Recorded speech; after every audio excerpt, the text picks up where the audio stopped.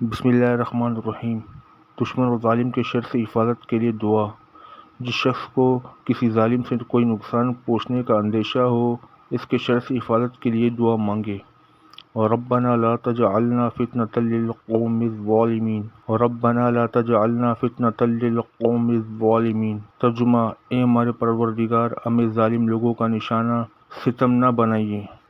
حضرت مولا بن ابی صفرہ رحمۃ اللہ علیہ سے روایت ہے، انہوں نے فرمایا کہ مجھ سے ایک شخص نے روایت کی کہ جس نے خود رسول اللہ صلی اللہ علیہ وسلم سے سنا ہے کہ آپ کسی جہاد کے موقع پر رات میں حفاظت کے لیے فرما رہے تھے کہ اگر رات میں تم پر چھاپا مارا جائے تو حامیم لا ینصرون پڑھ لینا، جس کا اصل لفظ حامیم کے ساتھ یہ دعا کرنا ہے کہ ہمارا دشمن کامیاب نہ ہو۔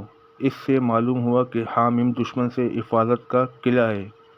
رسول اللہ صلی اللہ علیہ وسلم نے فرمایا، جس شخص نے شروع دن میں آیت الکرسی اور سورۃ مومن کے پہلے 3 آیتیں حامیم سے الیہ المصیر تک پڑھ لے، وہ اس دن برائی اور تکلیف سے محفوظ رہے گا۔